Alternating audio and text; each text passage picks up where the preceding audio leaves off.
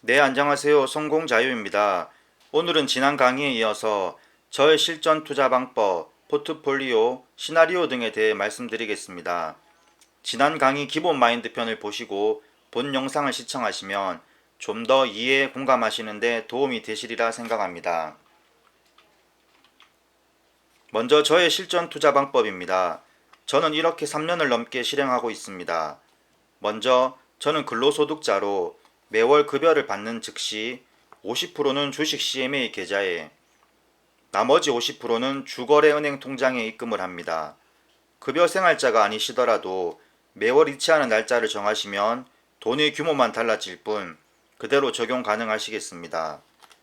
주거래은행에 넣은 50% 돈은 각종 공과금, 식재료비, 자녀 학원비 등 고정생활비 계좌와 청약저축, 자녀 주식계좌 이체비 등 저축계좌로 따로 분리해서 관리합니다. 직관적으로 느끼시겠지만 이미 50%의 금액을 주식 CMA 계좌에 넣었으니 정말 전략 생활을 하고 있습니다. 자, 이제 주식 CMA 계좌에 넣은 50%의 금액을 계산하기 편하게 200만원이라고 가정하겠습니다. 그럼 저는 급여를 받고 이체한 다음날 200만원의 70%인 140만원을 가지고 주식을 매수합니다. 네, 정액 적립 투자를 하고 있습니다. 그럼 어떠한 종목을 매수하고 있을까요? 개별 종목이 아닌 주식 ETF 5개 종목과 현재는 용의 꼬리이지만 미래에는 전체 몸통을 흔들 수 있는 한 개의 종목의 투자 비율에 따라 매수를 합니다. 주식 보따리, 묶음이라 불리는 ETF 5개 종목에 투자한다고 했습니다. 왜 개별 종목이 아닐까요? 저는 다양한 책을 읽고 얻은 결론인데 영원한 것은 없다입니다. 어떠한 기업도 매출 실적, 영업이익 등이 성장하면서 영원히 잘 나갈 수는 없다는 것입니다. 기업이 번창하고 호시절이 있으면 언젠가는 쇠퇴하는 날도 있기 마련입니다. 물론 당장 앞으로 5년, 10년 내에 우리 모두가 알고 있는 애플, 엔비디아, 삼성전자 등 훌륭한 기업들이 쇠퇴할 거라고는 저도 생각하지는 않습니다. 하지만 미래는 아무도 모르는 일입니다. 그리고 나머지 한 개 종목이 남았습니다. 이 종목은 매일매일 경제신문, 유튜버 등 나름대로 다양한 매체 등을 통해 본인 스스로가 정말 유능하다고 생각하는 기업을 발굴해 믿고 적립해 나가는 것입니다. 이 역시도 절대 일시금 목돈 투자가 아닙니다. 매달 정액 적립 투자를 해가며 기업의 성장을 지켜보고 동행하면서 과실을 누리시면 되겠습니다. 5개 종목은 ETF인데 한 개 종목은 왜 개별 종목일까요? 이 한 개 종목이 본인의 예상에 맞고 인내와 끈기로 기업의 성장을 기다려줘서 대박이 날 수도 있기 때문입니다. 그 경우 전체 포트폴리오 수익의 상당 부분을 담당할 수도 있기에 용의 꼬리가 몸통을 흔든다고 표현하였습니다. 물론 본인의 예상과는 다르게 흘러간다면 중간에 기업 교체를 할 수도 있습니다. 그러면 손실을 확정하게 될 텐데 그때는 6개 종목 중에 1개 종목일 뿐이라 포트폴리오 측면에서는 감당 가능한 수준일 것입니다. 그럼 저희 포트폴리오입니다. 표를 보시면 아시겠지만 한번 정리를 해보겠습니다. 앞서 급여의 50%인 200만원을 주식 계좌에 이체하였고 그 200만원의 70%인 140만원을 보시다시피 ETF 5개 종목과 개별 종목 1개에 비중대로 20만원에서 30만원까지 분산 투자하였습니다. 여러분 각자 성향에 따라 글로벌, 미국, 중국, 한국, 이머징 국가 등 지역 분산과 테마 분산을 해주시면 되고 공격적인 성향이시라면 개별 종목의 개수와 비중을 더 늘리실 수도 있습니다. 네, 그리고 마지막 퍼즐이 남아 있습니다. 현금입니다. 현금은 왜 필요할까요? 바로 위기에 대응하기 위함입니다. 주식시장의 위기는 무엇이라고 생각하십니까? IMF, 글로벌 금융위기, 코로나 등 어떠한 이유든 대폭락장이 왔을 때를 말합니다. 그때 이 현금을 유용하게 일시금 투자로 활용하는 것입니다. 그런데 중요한 포인트가 있습니다. 뉴스에서 주식이 폭락하고 있다고 하면 그때 사면 될까요?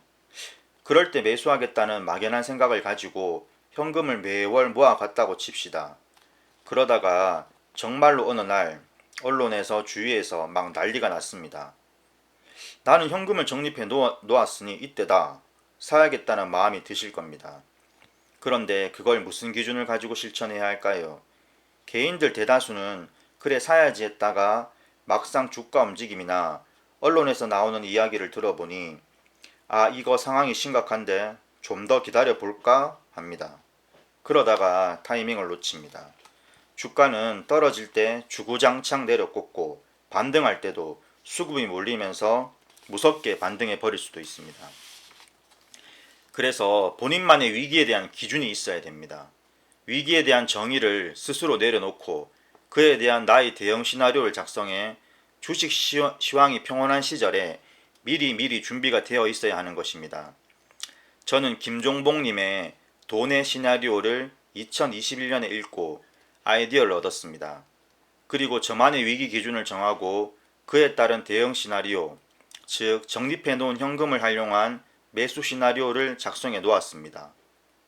그래도 이 시나리오를 실행할 실제 위기는 한 5년 뒤, 10년 뒤에나 올까 막연한 생각을 했습니다. 그런데 그동안 가열된 주식시장은 2022년 연초부터 분위기가 좋지 않더니 이후로도 쭉쭉 주가가 빠져서 생각보다 빠른 시기인 작년 2022년 6월부터 10월까지 제가 정해놓은 위기가 왔고 그동안 주식 계좌에 적립해 놓은 현금과 추가 여유 자금으로 제 포트폴리오 비중에 따라 추가 매수를 진행하였습니다. 아시다시피 올해 2023년에 들어서서는 주가는 상당히 반등을 했고 저는 주식 투자 목적이 은퇴 후 노후 자금으로 활용하고자 모아가고 있기 때문에 팔진 않아서 확정 수익을 본 건 아니지만 그때 시나리오에 따라 매수한 부분이 상당한 수익권을 보고 있는 것은 사실입니다. 자, 그럼 위기의 기준을 무엇으로 정해야 할까요? 저는 국가별 주요 증시 지수를 기준으로 정해 보시길 추천드리겠습니다. 예를 들면은 나스닥 지수, S&P 500 지수, 코스피 지수, 코스닥 지수 등이 되겠습니다. 본인이 포트폴리오를 구성하고 있는 국가의 비중이 높은 것에 따라서 해당 지수를 이용하시면 되겠습니다. 그리고 본인이 정한 그 지수가 전 고점 대비 얼마나 하락했느냐가 본인만의 위기의 기준이 되는 것입니다. 먼저 위기가 외부의 요인으로 인한 위기, 즉 시장의 위기인지와 내부의 요인으로 인한 위기, 즉 투자물의 위기인지를 구분하시기 바랍니다.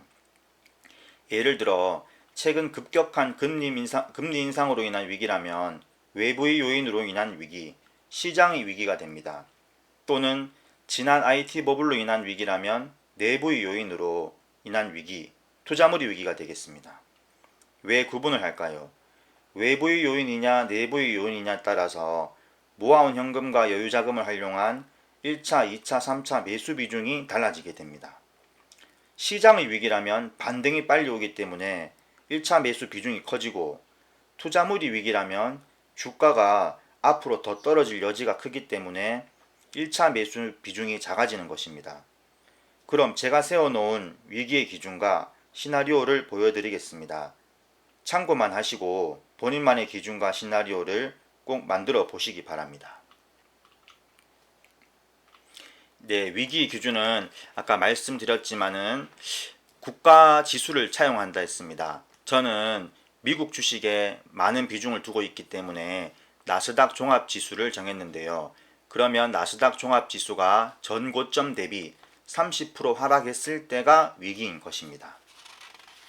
그때 위기가 왔을 때 투자 시나리오는 다시 한번 말씀드리면 외부의 요인, 즉 시장의 위기라면 1차 매수가 50%, 그러니까 그때는 전고점 대비 30% 하락했을 때입니다.